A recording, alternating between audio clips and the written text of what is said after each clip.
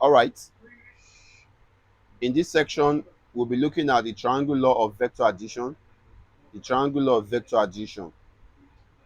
So, first and foremost, what does the triangle law of vector addition state? Or what is the application of the triangle law of vector addition?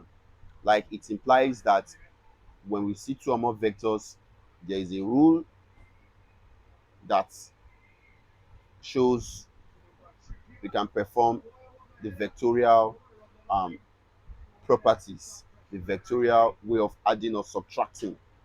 So this rule, one of them is the triangle of vector addition, which states that in any triangle, the third side, usually the longest side of the triangle, represents the resultant vector of the two remaining sides of the triangle, taken in order of magnitude and direction.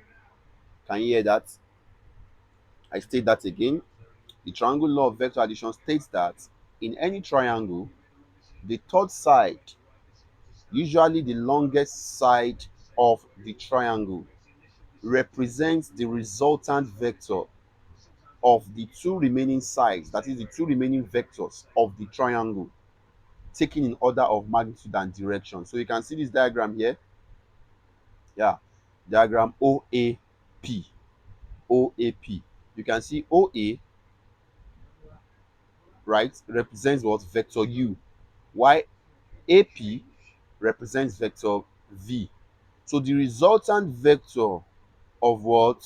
Of OA and what? AP is what? OP, which is the longest what? Side in this what? Triangle. Can you see that now? So another thing you have to take note of is that you take note of the direction, the symmetry of direction, or the movement of an object along this triangle OAP. So if an object starts movement at O, it moves along A, still maintaining the same direction, you know, not counter reacting, or not moving in opposite direction to um OA, which means AO. So an object moving along OA continues its movement from A to P in the same direction. Can you see? The symmetry of movement is still the same, right? If the object decides to move from P to O, it will oppose the direction of OP. So that is one way to know that what the resultant vector is vector OP, because vector OP, which is resultant vector, is always in the direction opposing the remaining two vectors. Please take note of that.